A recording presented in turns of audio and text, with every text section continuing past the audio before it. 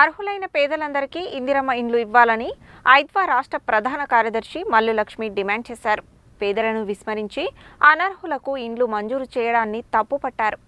ఐద్వా నల్గొండ జిల్లా కమిటీ సమావేశం జిల్లా అధ్యక్షురాలు పోలబోయిన వరలక్ష్మి అధ్యక్షతన జరిగింది. ఈ సమావేశానికి ముఖ్య అతిథిగా హాజరైన మల్లు లక్ష్మి మాట్లాడుతూ ఇందిరమ్మ కమిటీలను రద్దు చేసి గ్రామ సభల ద్వారానే ఇందిరమ్మ ఇండ్ల లబ్ధిదారులను ఎంపిక చేయాలని కోరారు. ఎన్నికల సందర్భంగా ఇచ్చిన హామీ మేరకు అర్హులందరికీ ఇందిరమ్మ ఇండ్లు ఇవ్వాలని 6 గ్యారంటీలలో భాగంగా మహిళలకు నెలకు 2,500 చొప్పున ఇవ్వాలని డిమాండ్ చేశారు. మహిళలను లక్షాధికారులను చేస్తామన్న హామీ ఏమైందని ప్రశ్నించారు. ప్రతి గ్రామంలో స్త్రీశక్తి భవనాలను నిర్మించాలని, అర్హత ఉన్న వారందరికీ వృత్తి శిక్షణ అందించాలని కోరారు. సమావేశంలో జిల్లా ప్రధాన కార్యదర్శి పాలడుగు ప్రభావతి, కొండ అనురాధ, చిట్ట సరోజ, పాదూరి గోవర్ధన, తుమ్మల పద్మ, భూతం అరుణకుమారి, నాగమణి, ధనలక్ష్మి, లక్ష్మి, సుల్తానా, కౌసల్య, ఉమా, మంజుల తదితరులు పాల్గొన్నారు.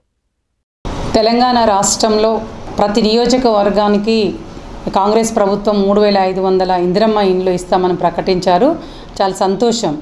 కానీ తెలంగాణ రాష్ట్రంలో ఇండ్ల స్థలాలు లేనటువంటి వాళ్ళు 31 లక్షల కుటుంబాలు ఉన్నారని బీఆర్ఎస్ హయాంలో కుటుంబ సమగ్ర సర్వేలో చెప్పటం జరిగింది.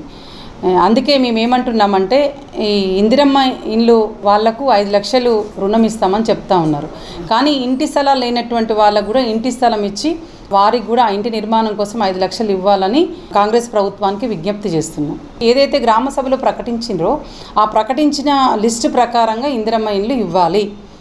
అలా ఇవ్వకపోతే, అర్హులైన వారికి ఇవ్వకపోతే తెలంగాణ రాష్ట్రంలో రాష్ట్ర వ్యాప్తంగా వివిధ నిరసన కార్యక్రమాలు, అట్లాగే కలెక్టర్ ఆఫీస్ ముందు ధర్నాలు, స్టేట్ వైడ్ కూడా ఒక కార్యక్రమం తీసుకోబోతా ఉన్నాం ఈ ఇష్యూని బట్టి.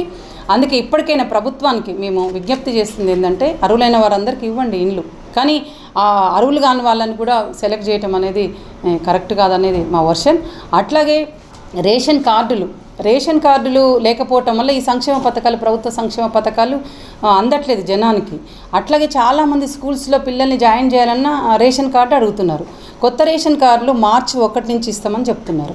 కానీ దాన్ని వేగవంతం చేయాలి. దాన్ని వేగవంతం చేయకపోవటం వల్ల చాలామందికి రేషన్ కార్డు లేక ఒక పక్క సంక్షేమ పథకాలు అందకపోక మరొక పక్క స్కూల్లో జాయిన్ చేస్తే రేషన్ కార్డు లేకపోవటం వల్ల పిల్లల్ని కూడా జాయిన్ చేసుకునేటువంటి పరిస్థితి లేదని మహిళలు చాలామంది ఆవేదన చెందుతున్నారు. మరొకటి ఏంటంటే స్కూల్ ఫీజులు బాగా పెంచుతూ ఉన్నారు. ఇవాళ ఎల్కేజీ కానీ ఫస్ట్ క్లాస్ కానీ చదవాలంటే ఇవాళ సామాన్యుడు కానీ మధ్యతరగతి ప్రజలు కానీ ఇవాళ ఫీజులు పెంచడం వల్ల లక్షల ఫీజులు, వేల ఫీజులు పెంచుతున్నారు. కార్పొరేట్ కాలేజీలు వస్తున్నాయి. వచ్చిన తర్వాత 20% ప్రతి సంవత్సరానికి 20% ఫీజులు పెంచుతున్నారు. చాలామంది అవి కట్టలేక అప్పుల పాలవుతున్నటువంటి పరిస్థితి. కాబట్టి ఫీజుల నియంత్రణ మీద కూడా ప్రభుత్వం అజమాయిషి ఉండాల్సినటువంటి అవసరం ఉందని కూడా మేము ప్రభుత్వాన్ని డిమాండ్ చేస్తున్నాం. అట్లాగే మరొక అంశం ఏంటంటే ఇందిరమ్మ ఇండ్లు 400-600 చదరపు గజాలు ఉంటేనే డబ్బులు ఇస్తూ ఉన్నారు. అంటే కొంచెం ఎక్కువన్నా తక్కువన్నా యాప్ అప్లోడ్ చేసుకోలేకపోతుంది. కాబట్టి చాలామంది ఆందోళన చెందుతూ ఉన్నారు. దాని మీద కూడా అవగాహన కల్పించాలి. ప్రభుత్వం కూడా అవగాహన లేకపోవటం వల్ల వాళ్ళు ఇల్లు కట్టుకున్న తర్వాత బిల్లులు రాకపోతే కూడా చాలా ఇబ్బంది పడుతూ ఉన్నారు. కాబట్టి దాని మీద కూడా ప్రభుత్వం అవగాహన కల్పించే విధంగా కూడా అధికారులకు మేము విజ్ఞప్తి చేస్తున్నాం. ఈరోజు ఐద్వా జిల్లా కమిటీ సమావేశం జరుపుకోవడం జరుగుతూ ఉంది. అనేక అంశాల మీద ఎజెండా తీసుకోవడం అనేది జరిగింది. ముఖ్యంగా రాష్ట్ర ప్రభుత్వం ప్రవేశపెట్టిన అంశాలను ఇంప్లిమెంట్ చేయాలని చెప్పేసి ప్రధానంగా డిమాండ్ చేస్తూ ఉన్నాం. అదే రకంగా ఇప్పుడు స్కూళ్ళకు సంబంధించి బడి పిల్లలు పోతున్న పరిస్థితులలో ఫీజులు ఎక్కువ కట్టడం వల్ల పిల్లల్ని జాయిన్ చేయలేకపోతా ఉన్న పరిస్థితి. బెస్ట్ అవైలబుల్ స్కూల్కు సంబంధించి ప్రభుత్వం నిర్ణయించిన పిల్లలకి ఆ పిల్లల్ని ప్రైవేట్ స్కూల్ వాళ్ళు యాక్సెప్ట్ చేయట్లేరు. అది చాలా సమస్యగా ఉంది.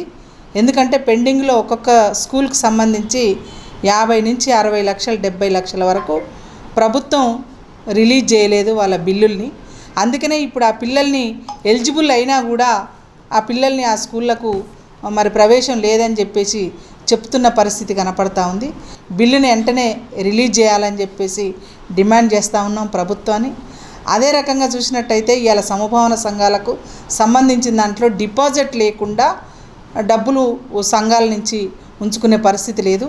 తర్వాత చచ్చిపోయిన వాళ్ళకి ఇన్సూరెన్సు కట్ చేసుకున్న బ్యాంకులు కూడా వాళ్ళకి ఇన్సూరెన్స్ బాండ్ ఇవ్వకపోవడం వల్ల చచ్చిపోయిన వాళ్ళకి ఇన్సూరెన్స్ రావట్లేదు. ఇన్సూరెన్స్ రావాలి. చాలామంది పొదుపులో లోన్ తీసుకున్న వాళ్ళు చనిపోయిన వాళ్ళు ఇన్సూరెన్స్ డబ్బులు కట్ చేసుకున్నా కూడా వాళ్ళకి లోన్ ఇవ్వని పరిస్థితి కనపడతా ఉంది. ఇన్సూరెన్స్ కట్టలేదు, డబ్బులు అయితే కట్ చేసుకురు. ఇది పెద్ద లోపంగా జరుగుతున్న పరిస్థితి సమూహాన సంఘాలలో జరుగుతూ ఉంది. స్త్రీనిధి అనేది లెక్కలు లేకుండా పోయింది. స్త్రీనిధి అనేది లెక్కలు లేకుండా ₹2 నుంచి 2.5 దాకా వడ్డీ పడుతున్న పరిస్థితి. ఆ వడ్డీ పైసలు ఎక్కడ పోతున్నాయి అని చెప్పేసి గందరగోళం పడుతున్న పరిస్థితి కనపడతా ఉంది. మహిళలందరూ కూడా మేము ఒకటే చెప్తా ఉన్నాం, విజ్ఞప్తి చేసేది ఏంటంటే జెన్యూన్గా ఇండ్లు లేని పేదలకు, ఇండ్లు స్థలాలు లేని పేదలకు ఇండ్ల స్థలాలు ఇండ్లు ఇచ్చి వాళ్ళకి కట్టించాలని చెప్పేసి మేము విజ్ఞప్తి చేస్తాను.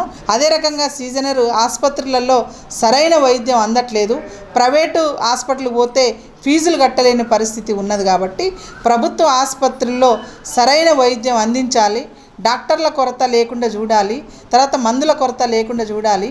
అన్ని సౌకర్యాలు కల్పించాలి అని చెప్పేసి మేము డిమాండ్ చేస్తాను.